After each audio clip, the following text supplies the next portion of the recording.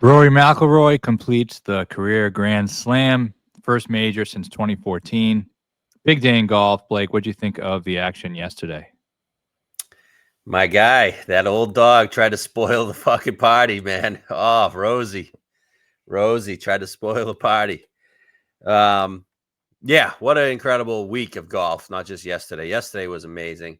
Really, really happy for Rory. Obviously, we had second and third place with Rose and Reed. Rose really gave it a run. That was one of my better bets I've made of all time. Better calls I've made of history of this show. Probably the history of me betting to take a guy. I mean, I bet this thing back in March, and I was telling everybody, I was like, you got to get on Rose. You got to bet him first round leader, definitely.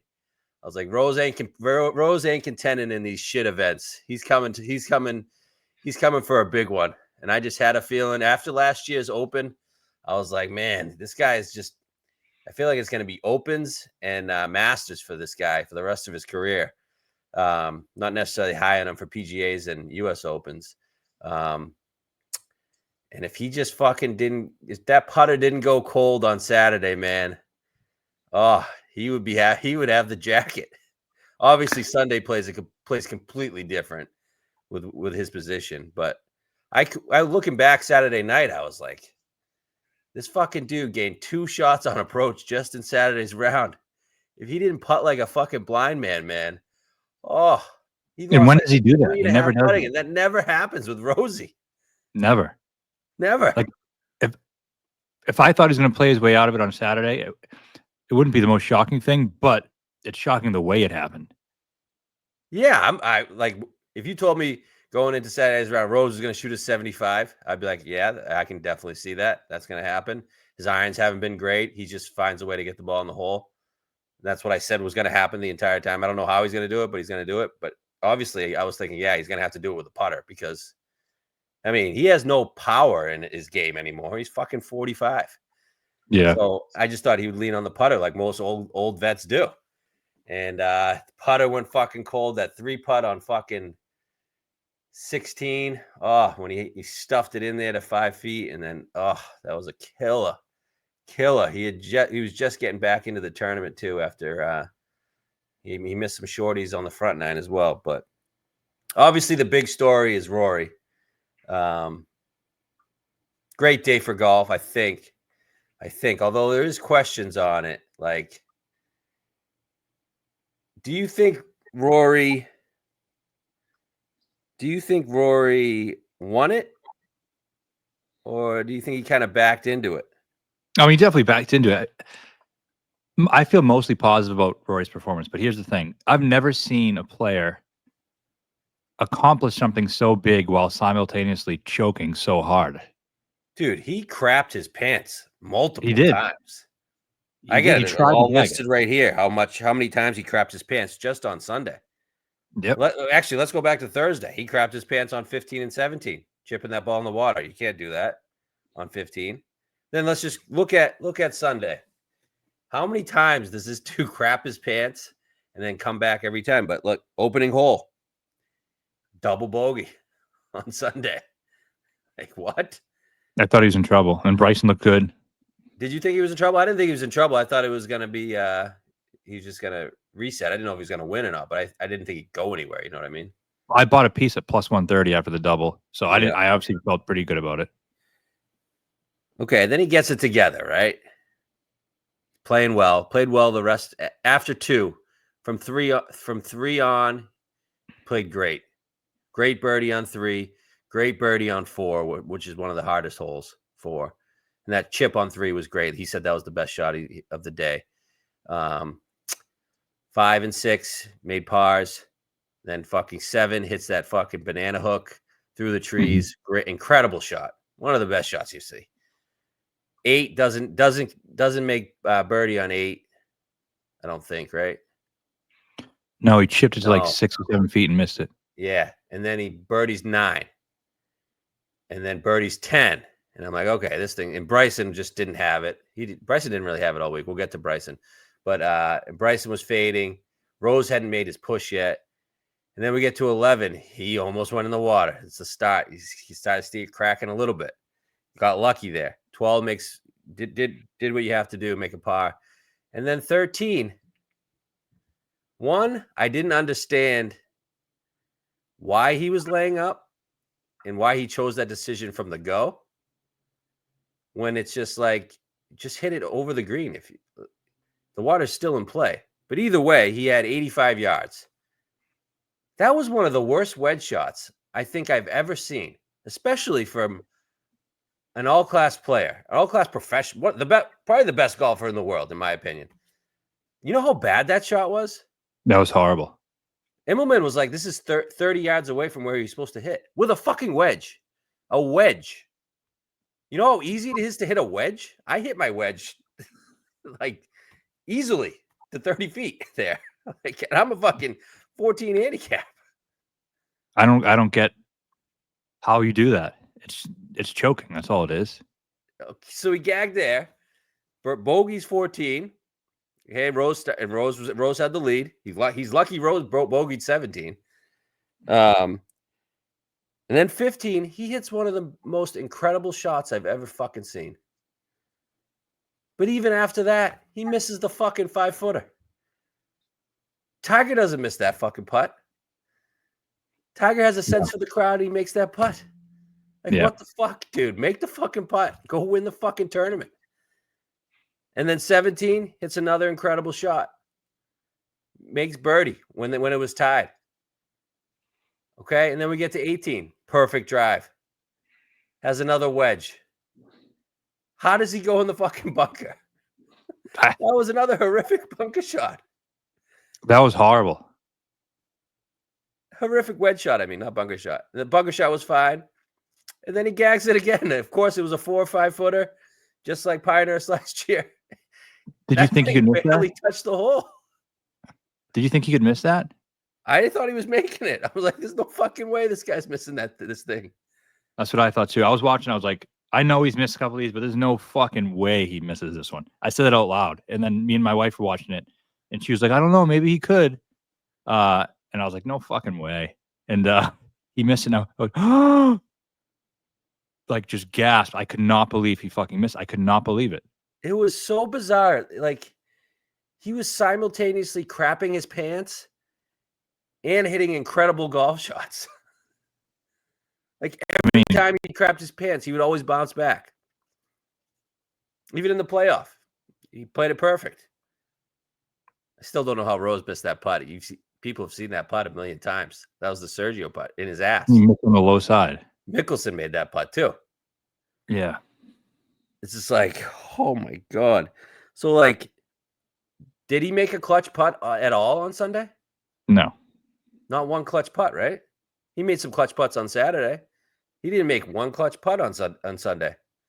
So I'm like, did he actually win it? Or, I mean, obviously this is a huge monkey off his back. And it was an incredible achievement. He finally has the Grand Slam, but like, he kind of backed into this, man. You know what? It's almost like perfect the way it panned out, because he was never meant to be this like no flaws in his game type of winner. Like, him winning it this way is probably the way he always had to win it. Yeah, I guess. I don't know, dude. He's just so flawed. He had a 4-shot lead on 13. Like, just I know. close the deal. Like, Scotty had the same thing in 24. Rahm had the same thing in 23. Just close the fucking deal. He lacks that, and I think that's part of why a lot of people like him. Like, he's relatable. He's like the, the flawed hero, and I think that's a big reason why most casual fans tune in. They were really rooting for him, and we were rooting for him. And I think the biggest thing for me and you, I know, like, we've been Rory fans for the most part, and we've gone in stages, things he said that we didn't like, but what I think we both agree is golf needed him to win the Grand Slam. He needed to win the Grand Slam. He's a player who deserves that. He's that level of player, and he hadn't achieved that. The 5th major, going this long without a major. I just think it's a door that we needed to close to move, so we could move on with the rest of it. Oh, yeah, definitely. I think I said it to you Saturday night. I'm like, I just want him to win so we can shut the fuck up about this fucking 5th major. I wasn't even thinking Right. about the Grand Slam, really. It's like, it's been so long. He deserves a 5th major. He's the best golfer of our generation, I believe. Like, it's basically him or Brooks. Obviously, Brooks can't match him now. And I guess if you want to put Scheffler there, I mean, I wouldn't do that yet, but he's the best golfer since Tiger Woods. Right. And I think it was always important for him to get that one just so that could be cemented. And, we talked last night, best European player of all time. I think it was good. It was good for golf. It was good for golf. I'm happy he's there. Now, the question is, does him doing this now, that trait we're talking about where he's making so many mistakes in clutch moments and choking, is that because he was waiting for this 5th one and now that'll change? Or is that just still who he is? I don't know the answer to that. That's the big question. I want to say it changes. I feel like that monkey off his back. You saw the emotion when he fell to the ground. Yeah, I know. It's huge weight off his shoulders. Yeah, it's been a massive, massive monkey on his back for. Now, so there's 2 ways to look at it though, but does that change I think it does change that trait in some way. But then there's the other end of the spectrum where people are saying that I think it's going a little bit too far. All right, now the floodgates are opening. Like, do you see that happening? Now he wins 10? I could see it happening, yeah. I don't know if it's gonna, but I could. It wouldn't surprise me. The other aspect of this no, it wouldn't surprise me, but I just think after every time a player wins a major, these conversations happen. When Scotty won his second one, what's he going to win, 9 or 10? Even when Harman won a major, I remember people saying like, hey, well, now that he unlocked this, he might have a couple more in him. He's that type of player. He's tough. Like, anytime someone does these big achievements, everyone wants to immediately jump to the next one they're going to achieve. So I think there's a little bit of overreaction in that sense. If he called it a career today, do you think that'd be a satisfactory career for his talent? Or does he still need more? Well, I mean, you win the Grand Slam. I mean, right. Well, he retired yesterday. We all would collectively say he didn't reach his potential as a pro. Like, there's a lot of unfinished business. Now he's still 35.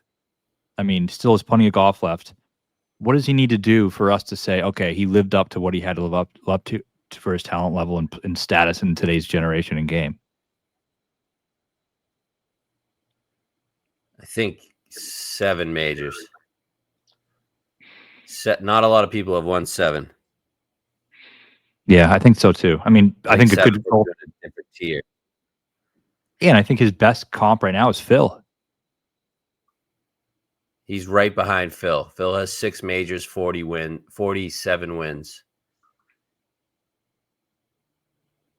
Phil also won a major at age 50. But he doesn't have a Grand Slam. I think he's right behind Phil. He is. That's what I have him at, right behind Phil. I did a little list in my head. I think he's like 8 all time, in my opinion, 8 or 9. Yeah. I mean, I think that's fair. But so Phil's the next guy he has to catch. All right. He surpassed Brooks now. That was a debate first. I think some people could have him ahead of Brooks before this one, but now he's definitely ahead of Brooks. Yep. Now he's ahead of Seve. Now he's ahead of Faldo. Yeah, Faldo has fucking 3 Masters, 3 Opens. I mean, Rory's a if you win all 4 player, of them, right? Yeah. To me that gets him to like 8. I think the next guy he needs to chase down is Phil. So I think he should try to beat his wins. And I think it's important. Like, if this was Tiger would say, "Who's my next fucking target?" Phil has 6, 47 wins. That's my next 2 goals. Right. So I think that's what he should do. What do you think his next goal is? Do you think like is he want to go win all these majors? Yes, I think the numbers definitely he needs to. I think he wants to beat Phil. And you know what? He should get to fucking 10. To be honest with you, he should. And you know what? We've always said this, and I think this really rings true today. Golf is in such a better place if Rory is the best player. Oh, it is. It is. And he is the best player now. Yeah, we'll get to Scotty. here in a second. I want to talk Rose first, but what else on Rory?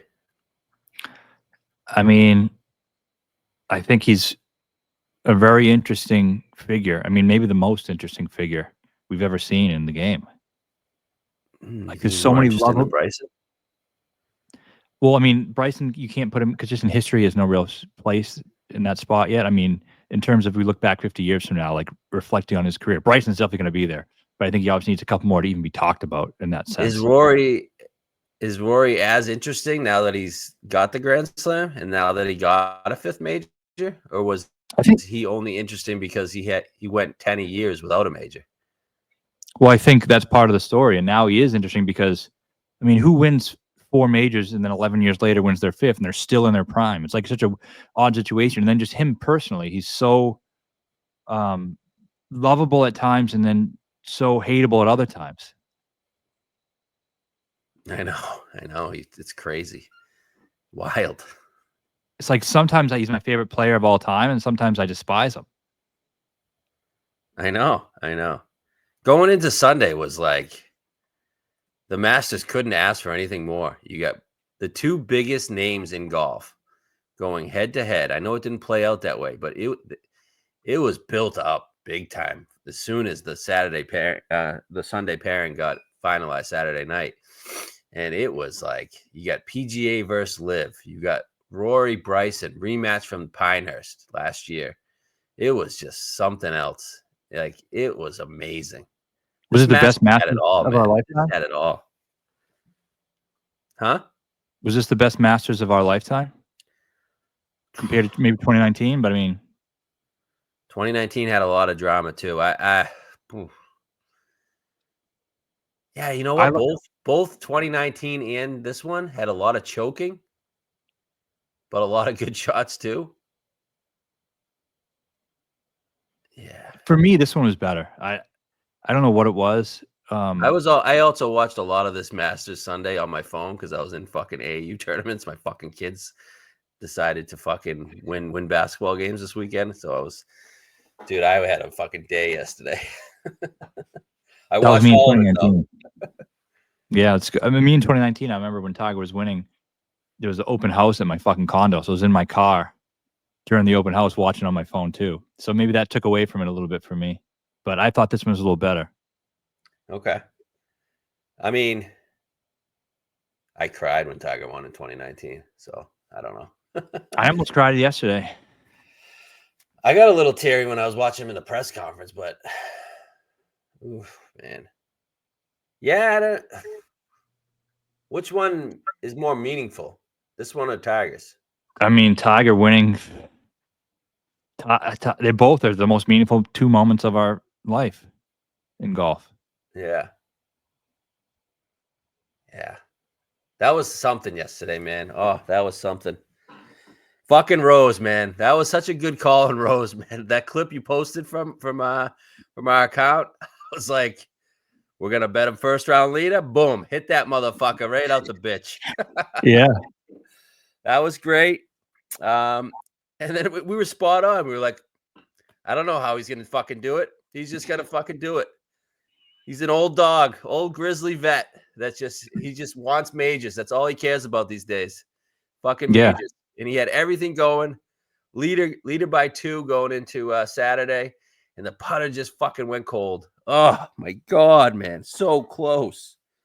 Yeah, that was one of the greatest calls I've seen. And then later in the show, or even before, I don't know when it was, but I said, like, I think Rory's going to win, but if it's not, it's going to be a weird, like a veteran, like an old guy. It's going to be one of those ones. And that almost happened. Yep. Oh.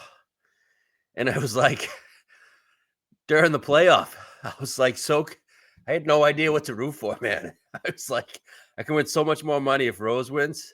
I was like, but I have a shit ton of money free play on fucking Rory. So like, I can't lose here at all. But I think this is so much better for golf if Rory wins. But like, we have the one guy that can spoil everything. And I was like, I was so confused. I think I ultimately wanted Rory to win. It would have been a great Masters that was like last year when we had Bryson and Rory. And we're the biggest Bryson guys ever. I'm like, I don't know if I can root against Rory right now. There's something about it. Yeah. And that was another thing. Bryson was involved in this, and I hate rooting against Bryson. But That I was the going hardest into part for Sunday, me. I was rooting hard against Bryson. I was like, I hate rooting against Bryson. He's just the best. Oh, the way he. Should we get into Bryson now? I'll first end on Rose here because we're talking about Rose. I mean, he came up short. He should have probably been the winner. I mean, seeing what he did on Saturday with the putter. But I just want to hat tip what he did and his resilience and drilling that putt on 18 and getting the crowd. Like, he's just the ultimate professional. So many shots he made over the course of the week. We were just texting each other saying, just a fucking all world up and down. He's just a professional 45-year-old, been through it all, deserves a green jacket. We saw he had outright lead 10 times over 10 different rounds in this Masters career. Probably deserves more than one major with the career that he had. 2017, I remember he was the number one player in the world again at like 39 years old. Remember that? Yeah, he actually said that. He said after he lost to Sergio, he became the number one player in the world. So he was pretty positive after the whole thing, and he was glad he was on the green there for Rory. And he guy's world class, man. He fucking talked to the media after too, unlike that communist fucking Chinese fuck Morikawa. Fuck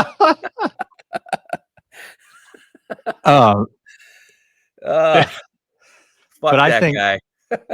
he was horrible. Well, we'll get to him too. But Rose, I mean, just class, and the fact that he stuck around, talked to the media, was happy for Rory. He just a professional in every sense of the word. You know, he deserves another one now. Ship's probably sailed now. Listen, I don't know. It's not going to be at the PGA if people are asking. Okay, there's not a shot in hell he contends at the PGA. I got to think about Oakmont, but I don't think Olds win U.S. Open, so I'm going to say no there too. So I guess the next one would be Portrush. But honestly, after finishing second at the Open last year, I don't know if that is possible for him again. So I don't know when we're going to see Rose pop up. It's probably not going to be until at least 2026 again. Yeah, and yeah, I'm sure he'll. But you don't get many chances to win them. I know. And he probably should have won this one.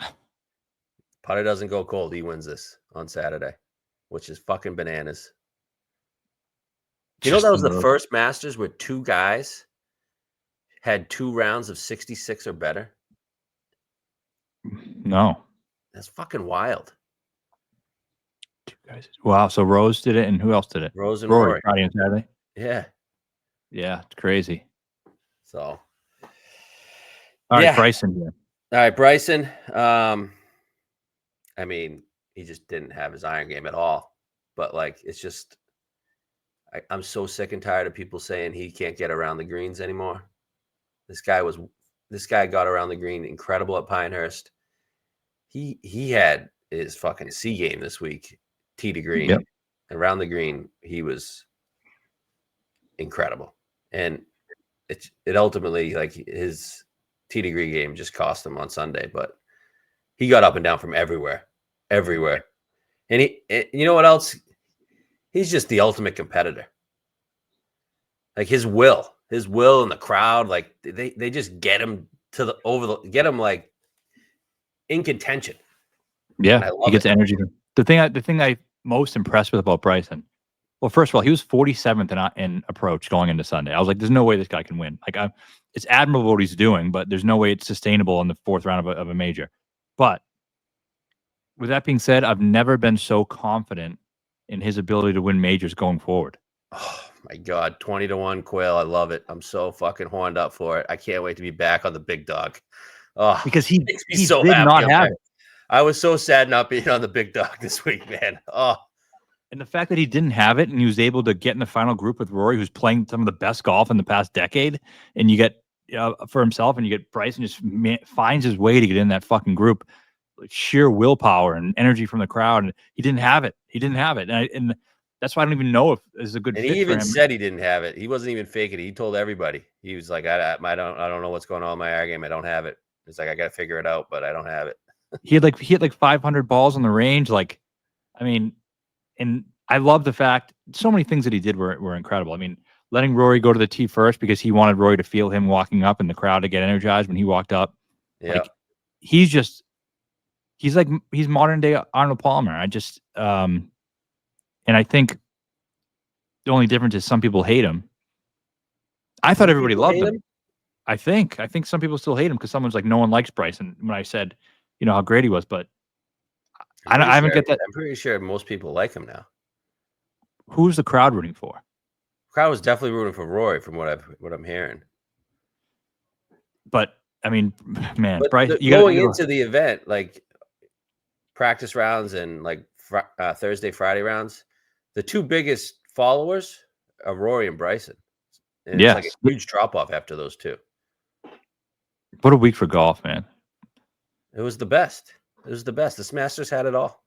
So 2 of the last 3 majors, we've seen Bryson and Rory duel. Yeah. And it's 1-1. It's going to be a rubber match. Yeah, I hope so. You know who's never there? That piece of shit Scheffler. Never. Oh, Scotty. He was ass all week. I don't give a shit that he finished 4th. Guy's world class around the greens, but his game there's something wrong with his game. Did you see him Friday night on the range with his coach? Oh, he was fucking pissed. He knows he didn't have it. Yeah. Similar to Bryson this week, really. Very similar to Bryson. But a little bit better, but he just, those shots that he used to put to 2 feet is now going to 25. Yep. We told you last week. We knew Scheffler wasn't fucking winning this tournament. We were scared of Rory. Actually, we both fucking said, we both knew Rory was going to win. Yep. Right? It's just all the lead up for him. Just everything. The Masters is so easy to predict. Everything just led to Rory. And I think people can, I know people don't, some people out there don't like that I'm so negative towards Scheffler. But let me say one thing. If you don't want to give me credit for this, going on 4 radio shows and TV shows and on live for people, the whole world to listen to, saying, I guarantee you a 3-1 favorite is not going to win this event. I guarantee you. Do I have to say that? What do I get out of that? Nope. I'm just saying that I guarantee it. To put myself on a limb like that, and I've guaranteed he's not going to win 4 or 5 times, and he's never won those events. So I think I deserve a little bit of credit for guaranteeing a favorite, one of the biggest favorites we've ever seen in the major championship history. Yep. But especially he luck sacked himself into contention too. That Thursday round where he shot -4, he made 2 40-footers. Then Friday he chipped in after he got fucking wicked lucky on 12 when it came out of the bushes somehow. He chipped in, yeah, he chipped on 12. Like, I was at no point during this tournament was I scared of Scheffler or thought he was going to win. Absolutely not. Even before the tournament. So, and I said, look at his last 12 majors. A couple things about Scheffler. One, to be considered a dominant great player of generation, you can't just win at one course for a major. Right. To start. You won 2 Masters, okay, 2 majors, sure, but they're both at the same place, okay? Obviously, it's a great achievement. I'm not trying to knock it. When I'm saying these things about him, I'm not saying he sucks. I'm comparing him to some of the best of his generation, the best players ever. So it's a high bar. Winning at one. Has he had a lead in any other majors? No. I guess he kind of was. He had a putt to tie at Brookline in 22. I will. One thing I do respect about Scotty is I feel like he gets the most out of his game. Like, and if he's in the lead, he gets the, no matter what, he gets the, he always shoots the best score he could shoot that day. Definitely agree. And when he has it, he kills everybody. But when he doesn't have it, he's not Scheffler of 2024, man. We've been trying to tell you guys this. His approach numbers aren't even remotely close. Like, no, he's just not. I'm not saying he won't get there this year, but like, he's not there, and he's not anywhere close. But his B and C game is just as good as most guys on tour. And his odds now are the same, if not worse than they were when he was the best ball striker since Tiger. He's plus 360 this week. I mean, last year he was 5-1, coming off a win. I guarantee you he's not winning this week too. Yeah, although I think he has a better chance to win this week than last week.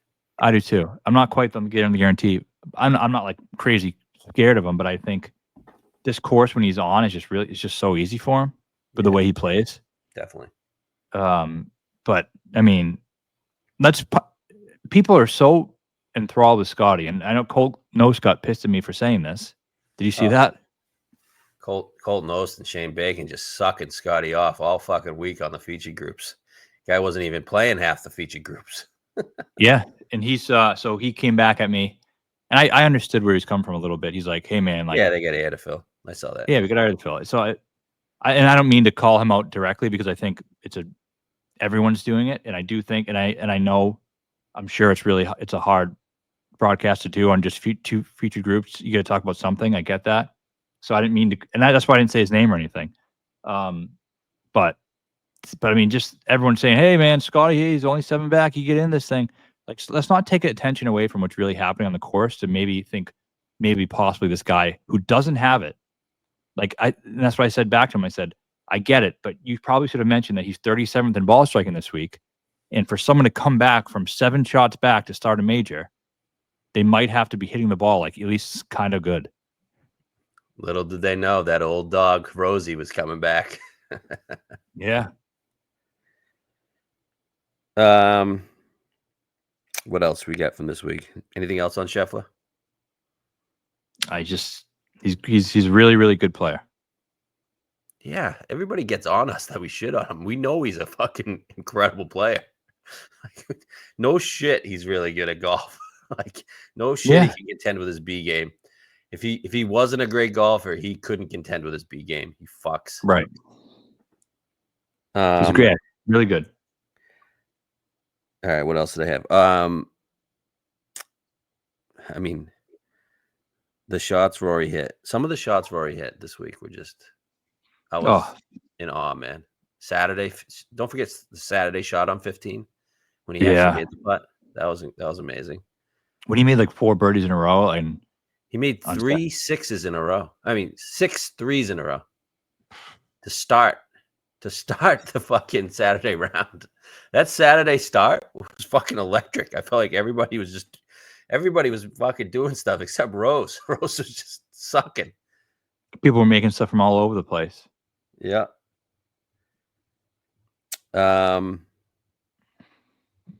What else did I have?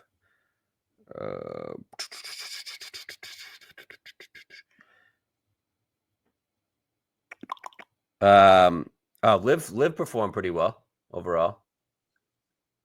Yeah, Liv, I thought they were okay. I mean, they had 5 guys in the top 15. Yeah, 5 in the top. Yeah, Reed finished 3rd. Bryson finished 5th. Rahm 14th. Obviously, you want to go talk Jocko? Yeah. I mean, more of the same. Yeah, it was interesting with him this week. I mean, he was probably the best player in the field for holes 1 to 4. Do you see that? He played those 4 holes in like 8 under for the week. 1 through 4? Yeah. Wow. He birdied 3 out of the 4 days. That's crazy. He was just. Why'd he suck on the back nine so bad? I don't know. He just never got it figured out. Every round he'd start like 3 or 4 under through like 5 or 6, and then he'd just completely fall off. Yeah, I thought he was going to backdoor top 10 so we could get out of the fucking talking about him never being in top 10 in a major. I know.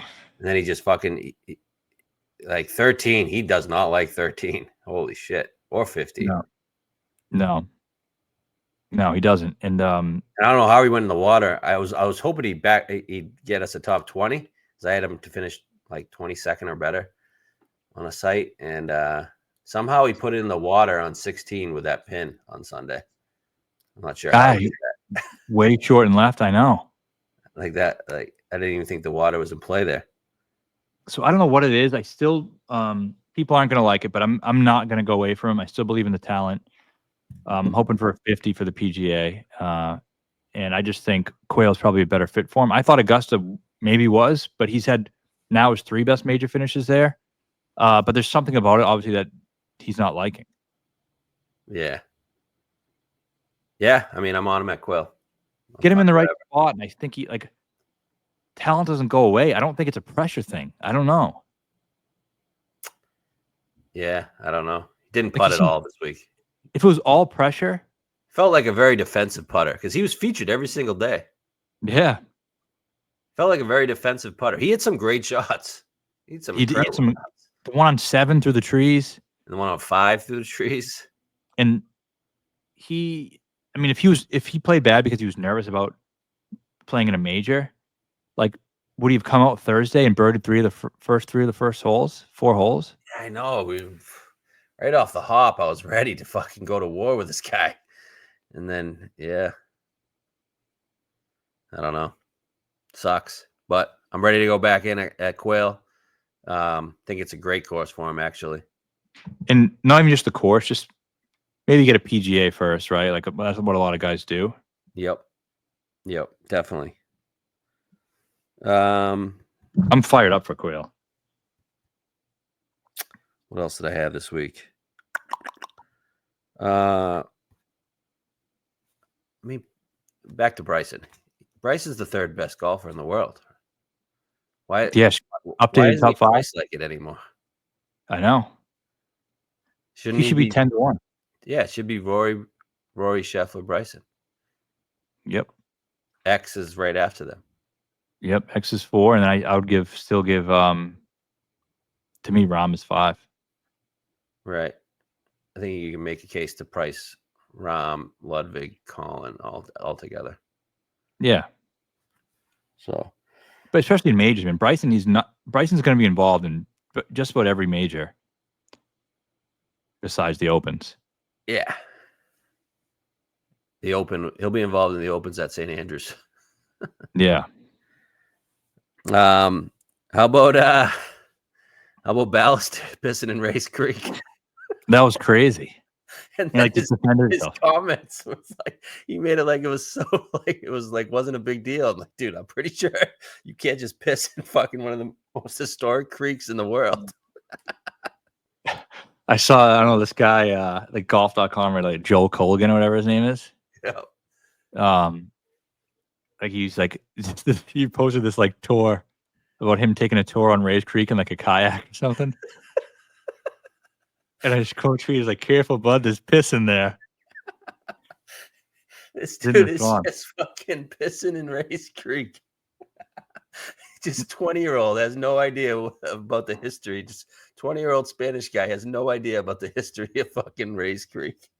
And he, how does his caddy not be like, hey, man, probably shouldn't do that? Fucking Scheffler probably should have said something to him with JT. I actually like his game. He's fucking good.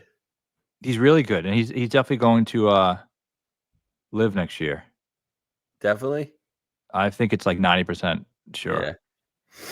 He's really close with Rami and Sergio, but now they're gonna fucking do this shit fucked me hard, man. In DraftKings, I could have won a shitload of money if he just made the cut. Me too. Because I had great calls with Rose and Reed. Reed, what a gamer he is. Oh my God, he just loves that place. And he didn't even putt. Oh, he putt like shit. Did you see him talking about it after round 1? Yeah. He's just shitting all over himself. And then he fucking 3-jack from fucking 4 feet on 13 on Sunday. Obviously had the hole. It obviously plays completely different if he makes those, and who knows if he gets into the playoff ultimately. But like, imagine it was Reed, Rose, and Rory in the playoff. Patty Reed just there to ruin the party. Everybody just hates his guts. Any other majors think he can contend at? Not really. No. Yeah, no. No. Answer was no. Yeah. I'll be there next year though at Augusta. Any other surprise for the week? I mean, a lot of players played like shit this week, man. A lot of them.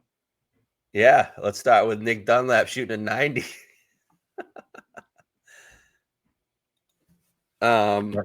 Who else? I mean, Lowry shot an 81 on Sunday, although he played good the rest of the week. I forgot he even existed. What did he even finish? Like 20th? I think way worse than that. Imagine not hitting the top 20 if you had one. Lowry finished 42nd.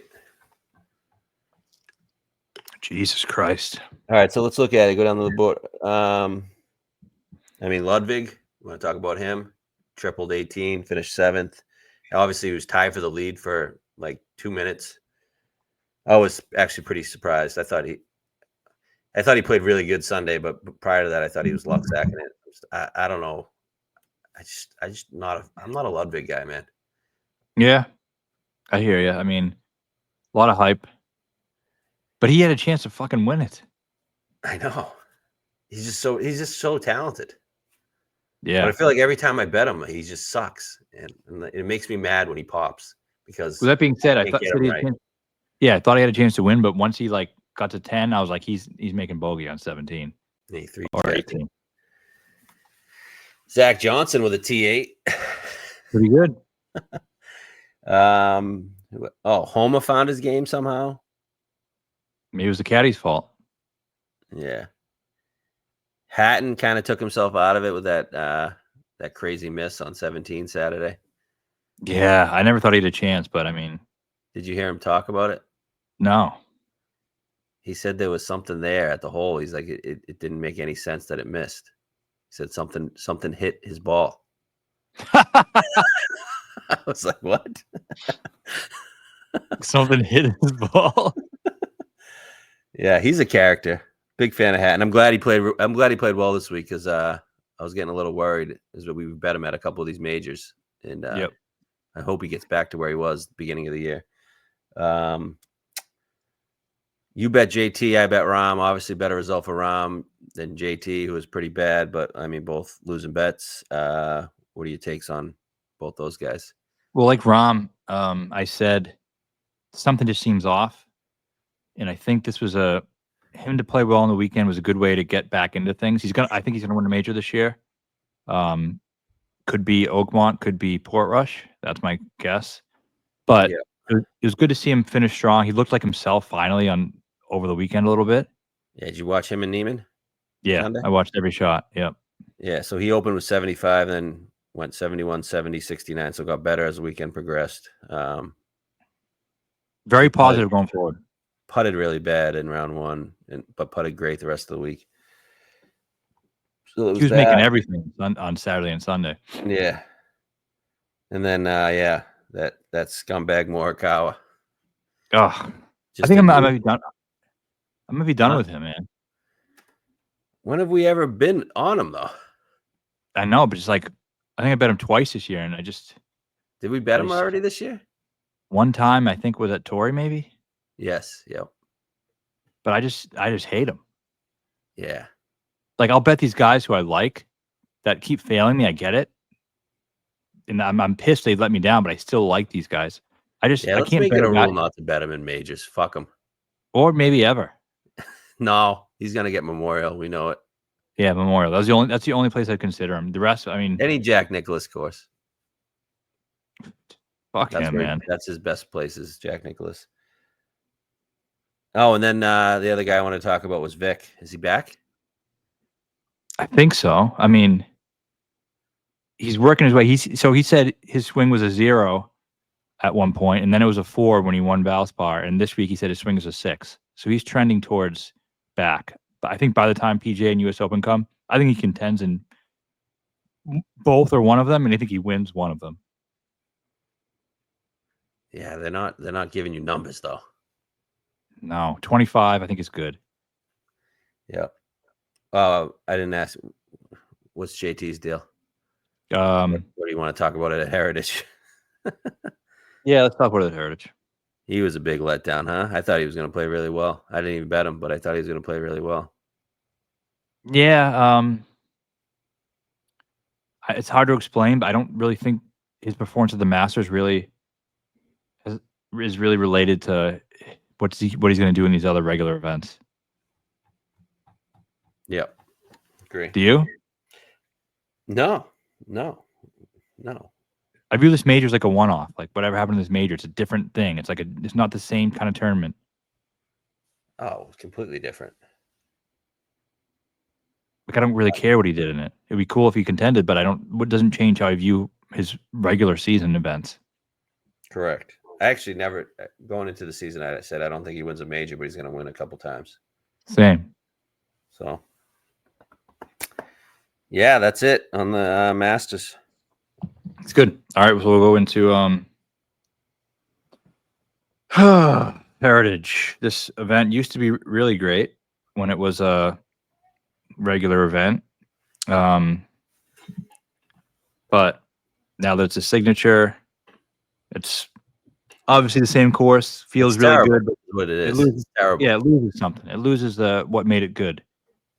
Exactly. Like the random guys who could win here. There was interesting odds board. Now it's just you put a bunch of the best golfers in the world on a kind of a plotter's course, and it's like, yeah, I'm sure one of them's going to rise to the top, but it's not really bringing out what the course was truly meant to be.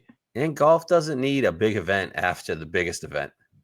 No, absolutely not. They're doing the same thing with the Travelers after the U.S. Open. Like golf we need shit bags playing, not necessarily shit bags like that's at Corrales this week, but like we need like shit bags where like JT Poston can win that type of event, you know?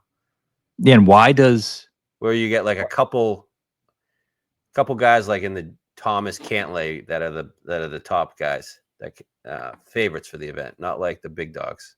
Why do they do it? Do you think it's because they think they can build off momentum? It's got to be, but I can't imagine the players like it. Yeah. Right? Like, why would they want to play this week after grinding for a fucking week? Yeah, nobody wants to be there. But that's the reason why I like guys. And historically, this event has favored guys who like weren't involved at all. Like T46, those guys are probably like JT finishes T42. I'll get into more in a second, but he's probably like, fuck this, I need to go fucking play well this week. Whereas these other guys who played really well, they're probably like, oh, I don't feel like being here, man. I just had a grueling, tough Masters week. Except Scheffler, who fucking won both last year. But he's just an outlier, you know? Yeah. And I'm pretty sure he had like Vaseline on his club. Yeah, he was cheating last year, definitely. Yeah, because I can get behind that. Any missed strikes that he had, like, oh, it's the very right edge of the fairway, and they just like die right before I don't know what it is about him, but yeah, I think that's definitely the outlier though. Yeah. So we gotta But I mean, golf course wise, big fan of this course.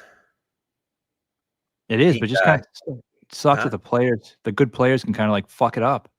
I know. Yeah, Pete Dye course, Harbour Town, Hilton Head.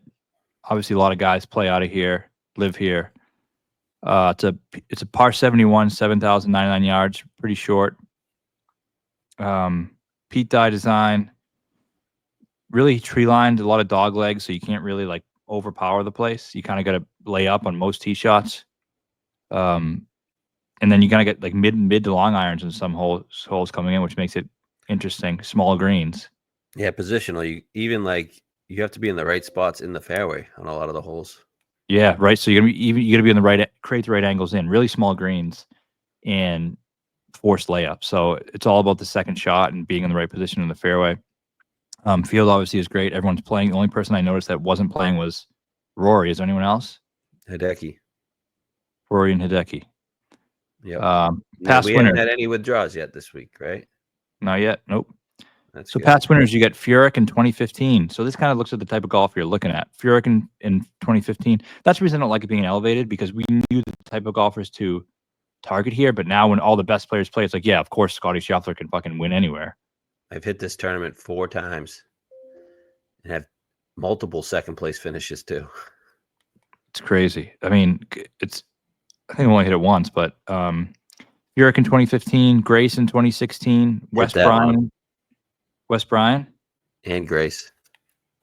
Okay, Wes Bryan was 13 under. Kadira lost that one in a playoff. I had Siwoo that year.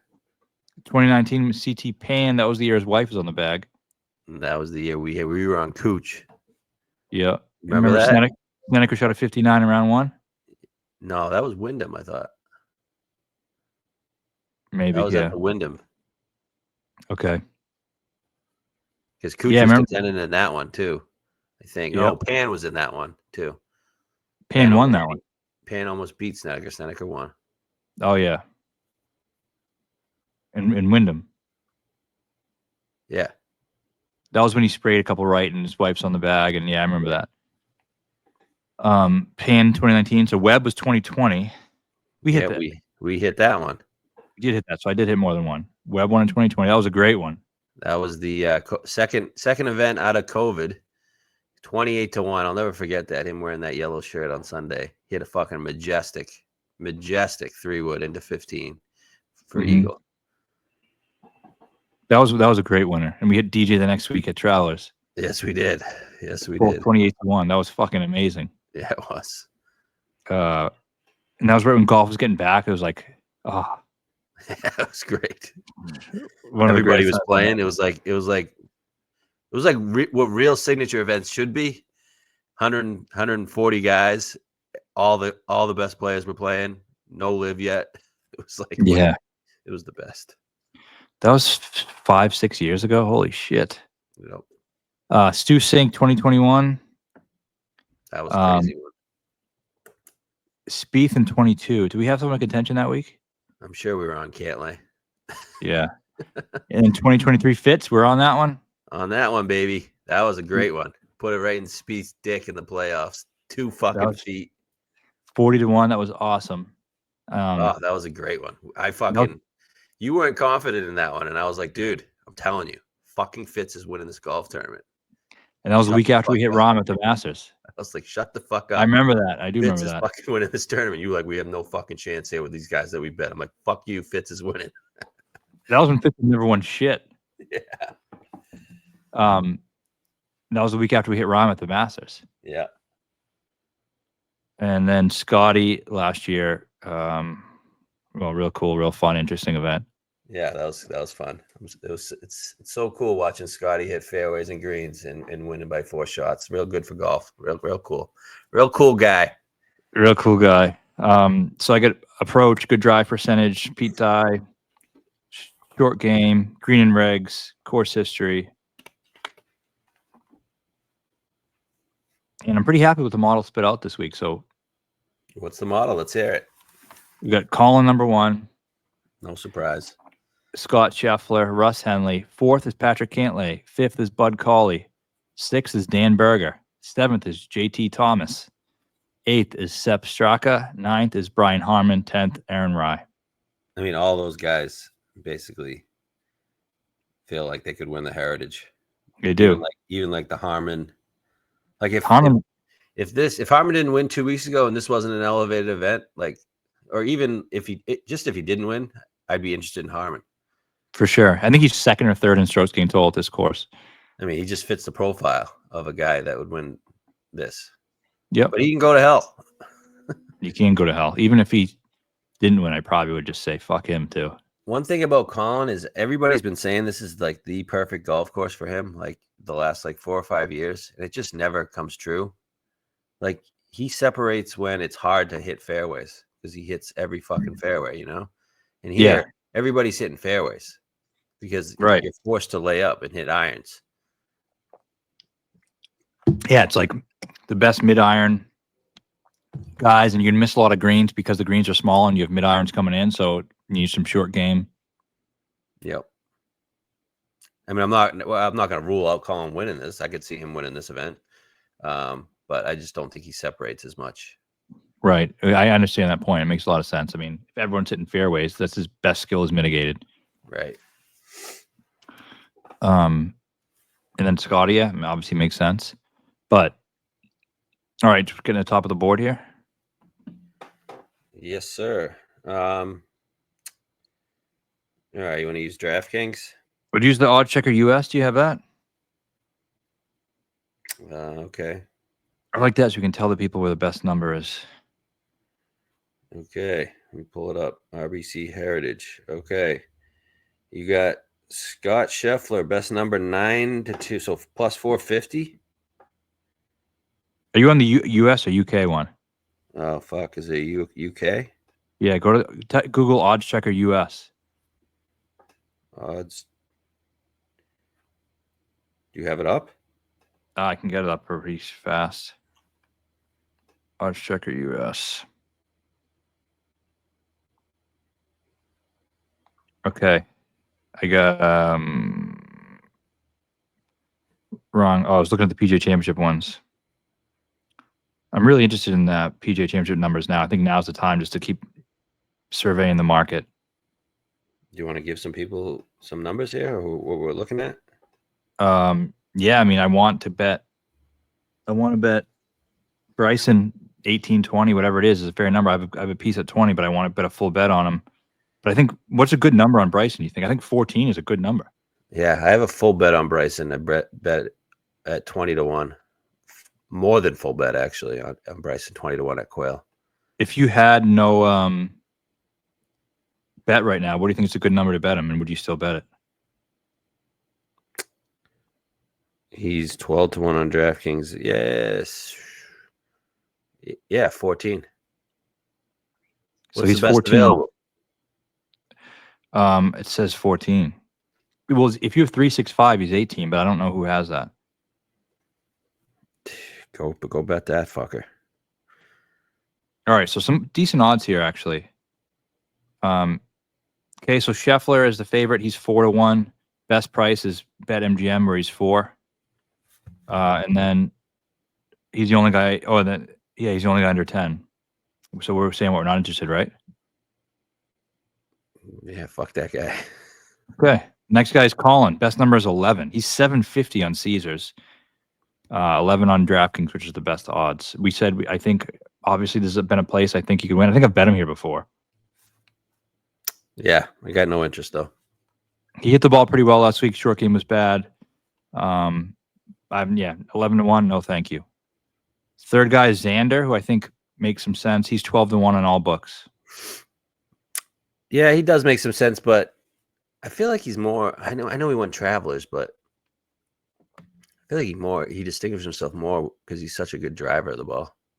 Yeah, and harder courses. Yeah, but he did win Travelers, which is definitely a comp course. Yeah. What would you say the comp courses are? Travelers, Colonial, Valspar, Sony. Wyndham. Right, all the web courses, right? All the web courses. RSM. Yeah, RSM's a big one. And speaking of RSM, Ludwig is the next guy who won at RSM. He's 12-1. 12-1 on DraftKings and Caesars. Wow, so it's pretty top 4. Which of these top 4 can you see winning the most? I would say Colin. I'm not scared of any of them, to be honest with you. I'm not I'm not petrified of any of them now. Yeah, I'd say Colin or Ludwig, right? Yeah, Ludwig. I gotta say Scheffler though too. I mean, I like Ludwig with the RSM and Pete Dye. Yeah. I just don't think he has similar to Scheffler. I just don't think he has it. And how motivated are these guys right now to go and win the Heritage after the Masters? Yeah. Right. And I know they want to win. It's a lot of money, but I mean, just so I'm excited to go against these guys for sure. And then the next range is guys that we really like. This starts at 20. He's at 20 now, man. He opened at 16. You didn't bet it yet, did you? No, I bet an 18. Yeah, I've held strong. I was like, I truly believe it's going to get to 20. And I just noticed on DraftKings it's 20. Wow. So did you bet the 20? Haven't yet. Is it going to get better? I don't think so. All right. So we're betting both these guys at 20. Cantlay. Yep. And the one we're talking about right now is Justin Thomas. I think we both agree that he's our pick to win this week. I think so. Right? History's pretty good. He has a T5 last year. 5th last year and 8th in 2020. So both his best finishes were when all the top players were there. He has an 11th back in 2015, and then 2022 and 2023, 35th and 25th.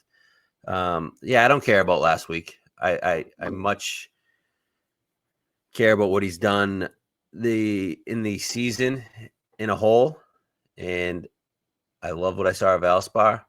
We keep saying he's going to win, and I think this is a good spot for him to win. He's been putting on these overseeded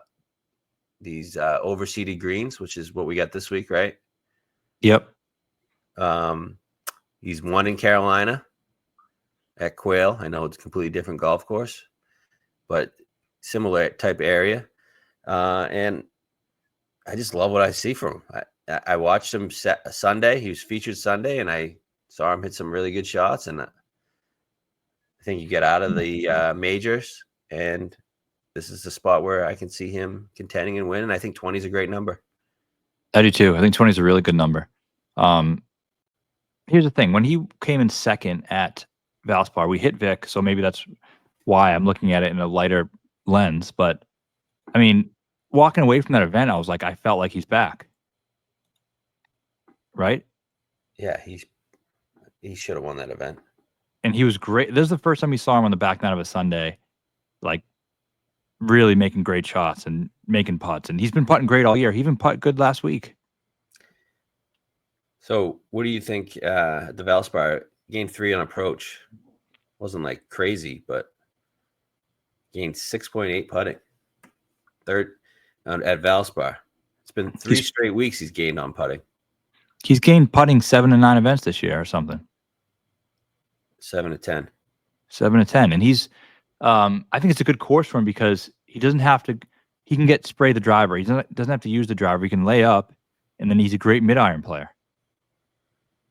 So where he's gotten in trouble in these bigger events has been with the driver, especially at the Masters, lost almost 3, and at the Players, lost almost 3 off the tee. Those were his 2 worst finishes of the year. Yeah. So I think it's great that he doesn't have to use the driver as much. He can just positional. He can just put himself in position to hit his irons, and I feel like he's going to be there. I feel incredibly confident he's going to be there. I don't see him not being involved in one way or the other. Yeah, I agree. Like I think it's actually a positive that he wasn't involved in anything to do with Sunday. Like it is a positive. I meant to read this. He was off the course by what? 1 o'clock? Yeah. And this reminds me, and it's funny, we talked about this when Spieth won. He said, right when he missed the cut at the Masters, he was so pissed off, he drove right to the Heritage and just practiced. And he's like, I'm so motivated. I think you have to play, again, Scheffler's the outlier. He's the outlier for a lot of things. That guys who didn't play well are so much more motivated to come here and have a good week. And they know they can. So let me read this to you real quick. Starting in 2000, the winners and what they did previous. Okay. Do you want me to start more recently because there's a lot of things, or start with 2000? Start with 2000? Okay. Yeah. I mean, start with 20. Yeah, start with 2010. I think we only need 2010. All right, Jim Furyk won this event, missed the cut at the Masters. Okay. 2013. So there must have been a little gap. Graham McDowell missed the cut at Augusta, won here. That's 2014. This is one of the outliers. Cooch finished 5th at Augusta, then won here. Okay. The next year, Furyk won again, missed the cut at the Masters the week before. Okay, it's 3. 3 out of 4. 2016, Brandon Grace won here, missed the cut at the Masters. It's 4. Wes Bryan won here, didn't play the Masters. Satoshi won here, 28th at the Masters, which I think is similar to what all these guys are doing. CT Pan won it, didn't play at the Masters. 2021, Stu Cink won it. He finished 12th at the Masters. 2022, Spieth won it, missed the cut. Wow. 2023, Fitz finished 10th. None of these guys were really involved late on Sunday at the Masters. None of them. I don't know where Cooch was. Cooch may have been. Besides Scheffler last year. Wow. So I think not playing well at the Masters, it's funny because you get better pricing on the odds because of that, but I think it's really is a benefit for this particular event. That makes me love these two guys. It does. And here's the thing. Do I feel good? Makes me love the whole card. It does. It doesn't make me feel great about JT long term, but in terms of winning this event, I'd rather him come 48th than 10th. Right. Yeah, it's perfect. The only thing more perfect would have been him missing the cut at the Masters. I know. But I think, do you have his round by round? Yeah. I'd like to see if he had some good days on the weekend in terms of ball striking in any way. Okay. Round 1. Wow. Gained 2.8 putting. lost 1.6 off the tee. Round 2, lost 1.7. This guy's so weird. Gained 0.6 on approach. Round 3, it was just his bad day. Lost 2.3 on approach. Round 4, bounced back. Gained 0.6 on approach, 2.5 tee to green. Chipped it really well. So I think it all points to him. Yeah, you sure it's not going to drift a little more? I don't know. 20's pretty damn good. Yeah, no, it is. Actually, that's how many people are going to bet it when the show comes out? Yeah, it's true. The only thing I've been hoping for was a 20. When it opened at 16, I was like, I got to wait. Just be patient. It's kind of drift. So, yeah, smash the 20. I just think people are sick of them, so it could fall. Yeah, but what does it get to, though? What's the fair, like, realistic? Maybe, man. A lot of people were on him last week. He was a popular pick. Was he? Yeah. A lot of people were just ignoring the top and going to fucking JT and Rahm.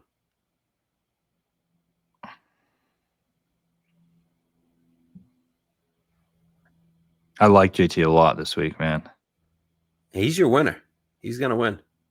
Yeah, he is. And I know people aren't going to like that we're betting JT in fucking dumpy pants, but I don't know how you don't bet Cantlay again, too. So, but I really think JT's going to win. Doesn't he play well at Spieth courses? Aren't they the same fucking guy? JT's That's what I was just going to say. They're butt buddies. Yeah. Yeah. Spieth's won this. JT can JT can win this.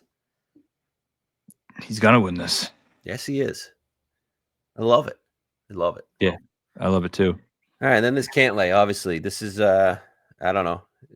You just guaranteed top 7 no matter what for him. I mean, he's played here 6 times. I think he's finished outside of the top 7 once.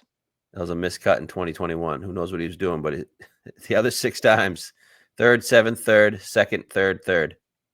That's fucked. Remember what he did last year? That psycho. What? Oh, he hit the 5-wood, then picked his ball up and came back the next day. 5-wood dead on 18, dead into the wind on fucking Sunday when the horn blew, and then he picked it up to come out and putt Monday morning. I'm like, what are you doing? Why did you hit that shot? If you're gonna hit it, why don't you just putt it out? Serious serial killer stuff there from that guy. So history isn't fucking fantastic. He loves Pete Dye, loves this course. I still think he's due for a win. And perfect thing we're talking about the Masters. He finished what? 28th? He finished 32nd, tied with JT. And he hit the ball really well. Sunday was his best day. -1. And the ball striking numbers were good. He lost 6 strokes around the green. 6 at the Masters. And he always does. Remember? He actually putt well at the Masters. 2.3. Gained 3.4 off the tee, 1 on approach. I kind of think he's winning too. Yeah. I love this card. This is the thing. I knew people were going to hate this card. And the next year you're going to hate too. But I fucking love the card. I know next year you're not as sold on, but. So 6 straight events he's gained on approach. Wow. 6 straight events. I'm extremely optimistic about this card. And I haven't been felt this way in a while. I feel like we're hitting this event. Yeah. So yeah, there's really nothing more to explain on Cantlay. No. I'm pretty sure we bet him every year, and you're getting a solid 20.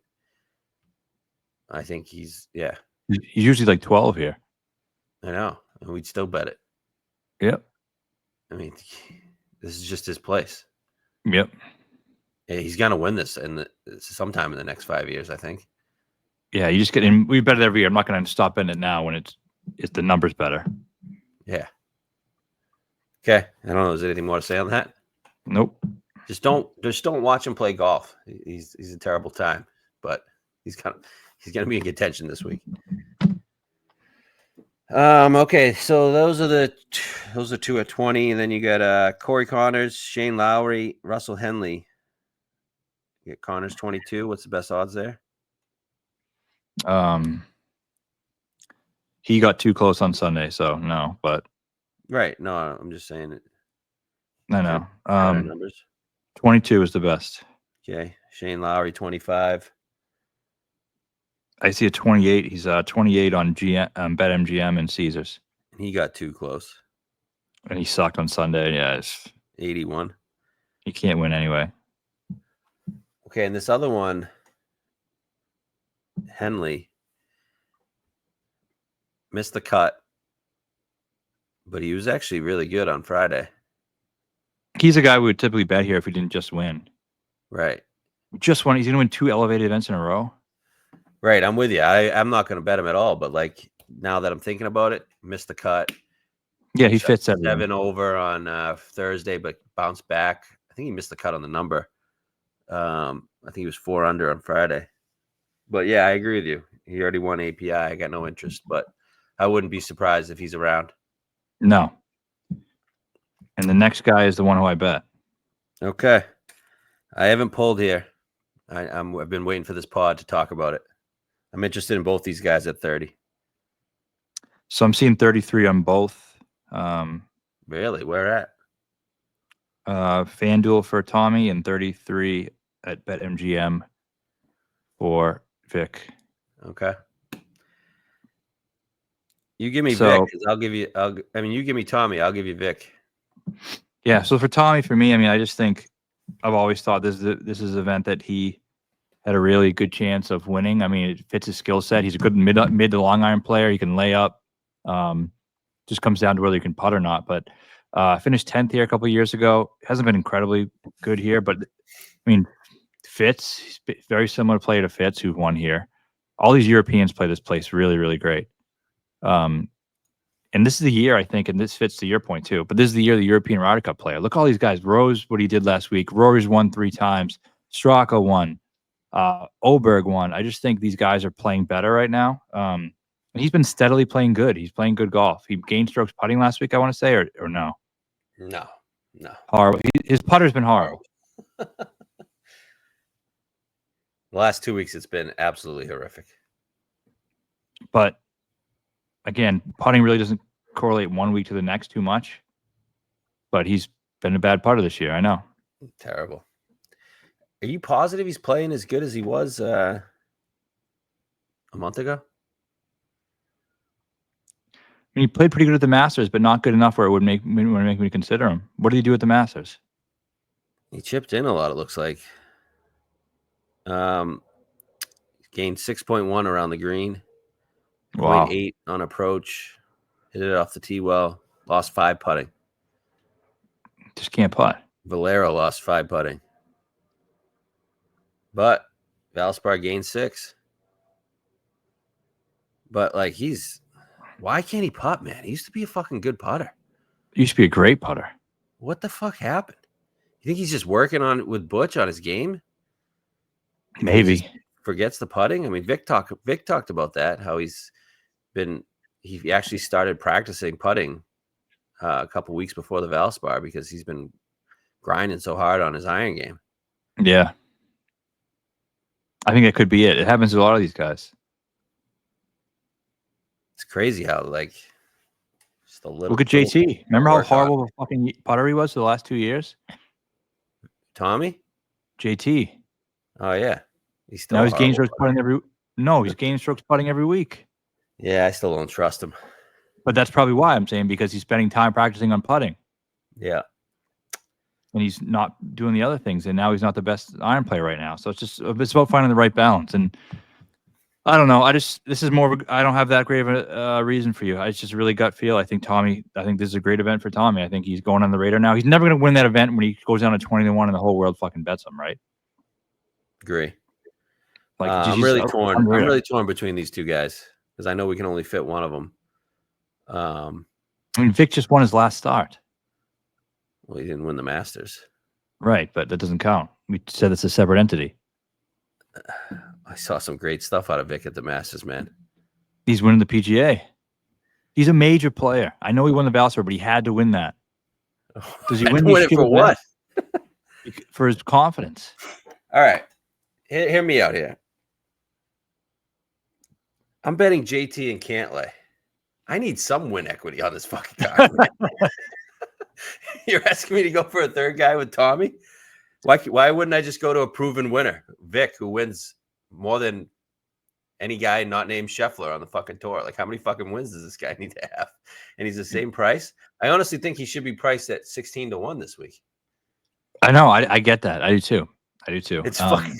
It's a great number. Like, if he's back, he should be priced right around Ludwig or right after Ludwig.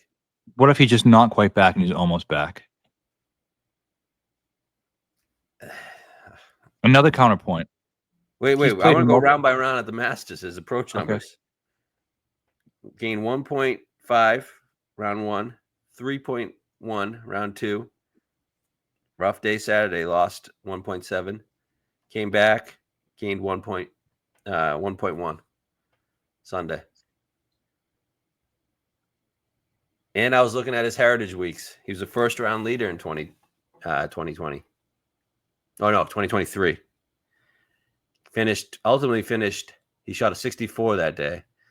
Ultimately finished like 49th or 59th. Lost 7.2 putting. I mean, he doesn't like in the other week he didn't do well at all, right? No, he finished 21st. Okay. But he only finished 21st that week because he shot a 78 in round 3. Yeah, I mean, I see on paper why it could be a good course for him, but he just doesn't strike me as a Heritage guy. Why? He's a fucking European midget. He is. I know. Aren't they all fucking like that? Yeah, but I don't know. He's not a pussy. He's not a pussy. I'll tell you that. Guy wins. Yeah, and I just feel like you're at the pussy spot. You're looking at Tommy. I love Tommy, but you're looking at Tommy and Vic, and one's just a winner. The other's just a fucking 100%. There's no argument to be made against that. There's no argument to be made. I understand you can see Tommy putting the plaid jacket on more than Vic, but wasn't Fitz a loser when he came here? I thought Fitz had won the fucking U.S. Open. Wasn't that U.S. Open in? I want to say it was the same year of the U.S. Open. He won it a few months later. I don't think so. I think Heritage 2023 won the U.S. Open in 2022. Wow. Okay, I was wrong about that. Yeah. Man, he hit it well at the Masters the week before. We want guys who hit it well but didn't really particularly play that well. Yeah. Yeah, I get your argument. I mean, yeah, on paper, I mean, there's no real argument to be made that you should bet Tommy over Vic. Look at these fucking approach numbers, man. He's gained 6 straight weeks. His last 4, 4.3, 1.8, 5.9, and 4 last week. Why are his odds going the other way? I don't understand it, man. That's what I'm saying. I want him to withdraw. I would love for him to withdraw. I just bet Tommy, but I don't know if I can fucking stare at a Vic 30 and not take it, because I honestly think he's back. But I understand your argument, and it's fucking with me in the head. What, he just won 2 in a row? He just won the Valspar, and it might be Tommy's turn. But I don't know if Tommy's playing as well as he had been like 3 weeks prior. But isn't that when Tommy's going to win?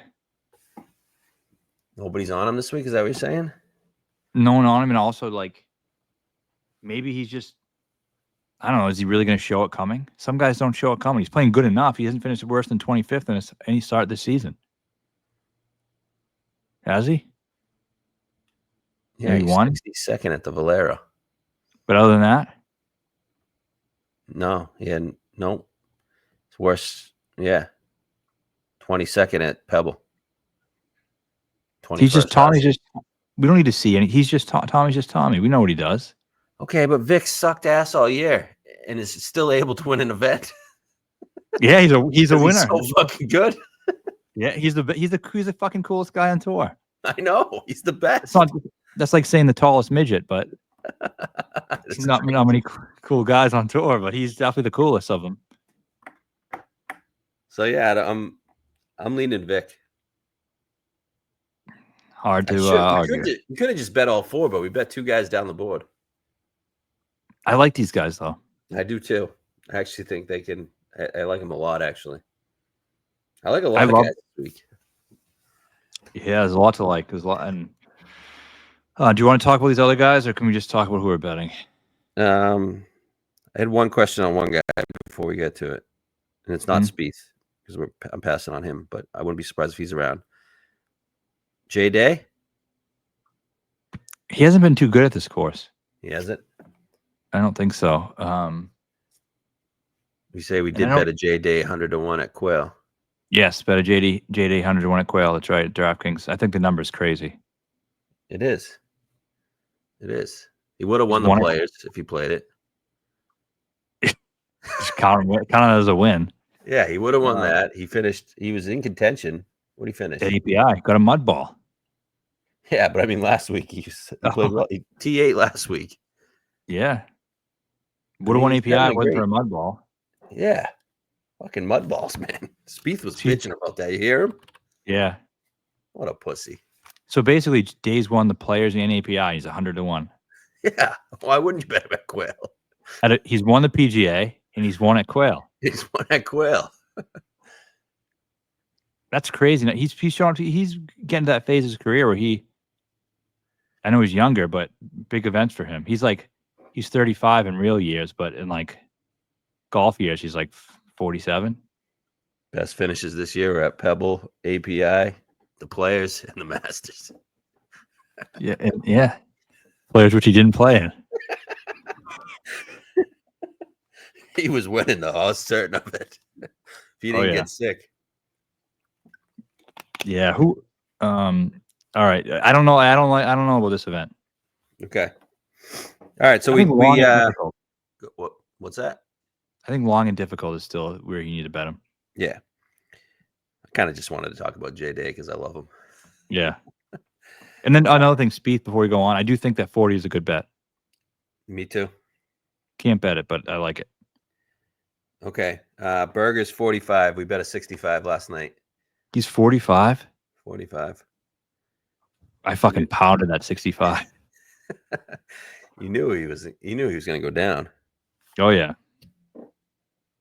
Let's see what statistically he did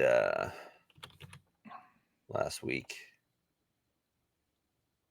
All right, he finished 21st last week. Yep, did everything. Yep, 3.6 approach. Can he get in the mix and contend? He's done it once this year at Waste. I think you can. I mean, you take one of these events where his real weakness is driving distance, and I think put him in the fairway, 150 out. He's as good as a lot of these guys. Right. Good putter. Good history here. He was third in 2020, and that was after he just won. Right. Colonial. Right. Another comp course. He beat X in the playoff? Morikawa? Or Morikawa. Both of them, maybe. They both missed short putts. I forget. Yeah. He won. And then he finished third, so obviously playing good golf. But he plays all the comp courses really well. Travelers, lost to Spieth in a playoff. Yep. I kind of think Honda's a comp course, just shorter course, longer irons. What else? Wyndham, I know he plays pretty good. Sony, he plays good. Didn't he shoot a 59 at Sony? Yeah. And Colonial, obviously, won. So he had Pete Dye, obviously, is Travelers. Yeah, and he wins at Webb Simpson courses. He basically is a new age Webb Simpson. Right, but way cooler. Yeah, he's pretty cool, I guess. You don't like Berger? Straight vibe? I like Berger. I like Webb too, though. Yeah. I love the Berger bet. I mean, he's gonna be the most bet guy by a mile. You think? Yes. He will top the charts. I think Colin might. Oh, that's fucking fantastic. I hope he does. And I wouldn't be surprised if Shane or Connor's were it too. You're good. I hope they're all on there. And but I do think it's gonna be Berger. Okay. And then we bet our guy. Finally. It's been a while since we've been on him, right? When was the last time? A long while. I don't even remember. I don't think so. Huh. Trying to think. Yeah, we haven't bet him this year. Feels good to be back. Yeah. First time on him. Akshay Bhatia, 65-1.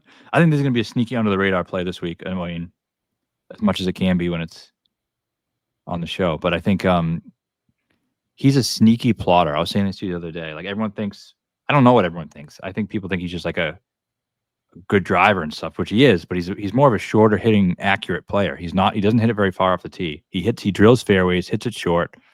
He's very similar to Morikawa. Yeah. But he's a much better putter. Yeah. He's the fifth best putter on tour this year. And that includes guys who absolutely suck. That includes Grayserman, like the fucking who's the fucking guy everyone loves that sucks ass? Denny. It's a good Denny, but the guy who actually sucks. Who we hate. Montgomery. Oh, Montgomery. He's a terrible golfer. So Akshay's right up there with them and the best. He's gained strokes putting in 9 of 10 events this year, and he gains a significant amount every single week. So he's a plotter, fairway guy who's a great putter, good mid-iron player. I think this is a really good, not to mention it gets a little windy. He's good at that too. Yeah, I didn't see much wind for this week, but agree. 5th at the Travelers last year. 18, you always get a little wind, don't you? Oh yeah. Yeah, you always get some wind on the when it that backside. Sounds weird. It's like tree lined, and then some on the backside it's opens up. The front line is like a parkland tree line course, and the backside is like a linksy course. Yep. Last year finished 18th, gained almost 6 on approach. Didn't he grow up in North Carolina? Yep. Okay, I know we're in South Carolina, but still. Yeah, I don't know. I love it, and I think no one's going to it because he's like been hit or miss lately. He got third at the Players, and then since then he just got 42nd at the Masters. Statistics weren't great, but I know you had the bet on him at the Masters. But did you really think he was going to win at all? No, I only had one that I never really even added to it or anything, and I could have. Yeah. So Players is beat die. Yes, exactly. Sawgrass, obviously another comp. I love this bet. I love this entire card. I think it's fucking incredible. Agree. I got a decision to make, but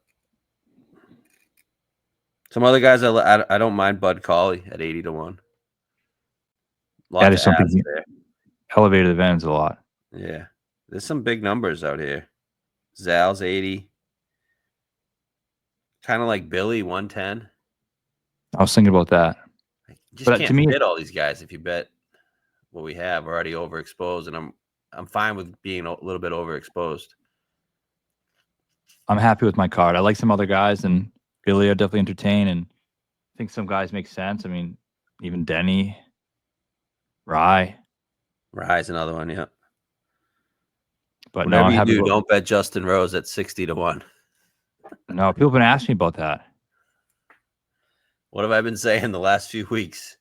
He ain't showing up every week. No. He's showing up to the Classicals. And it's going to be at least another year until he shows up at a major. So it takes a lot out of those vets. It does. He gave everything he had. Yeah, really proud of him. Me too. Really proud of myself too, actually, because I was pretty confident in it going into it. Yeah, I'm glad it played out that way. If he had won, I think that would be my greatest bet of all time. Yeah. We started talking about it months ago. I remember what was he doing that made us say he was going to? My first bet on it was early March. Yeah. I don't know what he was doing. Maybe it was the Pebble. Yeah. He was going or he was like, he finished third at Pebble, I think.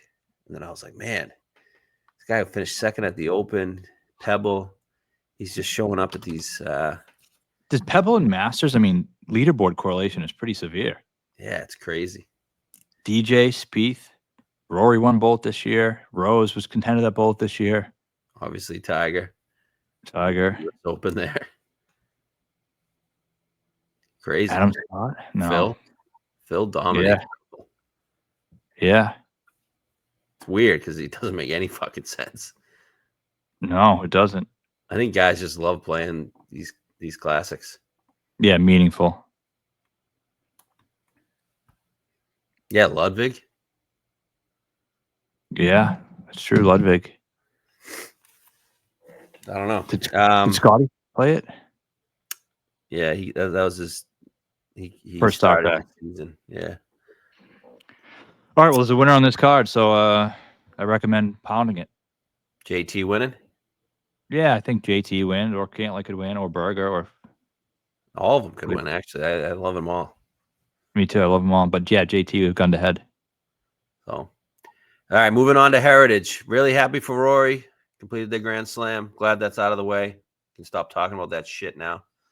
Mm-hmm. But really fun week last week. And also Corrales, we single bulleted Aldrich. Yeah, I didn't do it yet. I'm going to do it now. 50-1. Pass Palom, Bomber. Just play the hits there. 50-1. Don't worry about it until Sunday. Don't watch it either because it's a bad time. Yeah, fuck that. Although Aldrich's never really a bad time. No, yeah, he's great. He's great to watch, unless he's tripping. Yeah, but that's also kind of fun to watch, isn't it? Yeah. All right, getting a winner this week. We'll make it four winners in 5 weeks this week. This is the closest I've ever come to guaranteeing a winner on a card. Wow, really? I feel incredibly good about this week. Love it. All right, let's do it. Oh, shit, I forgot to hit record.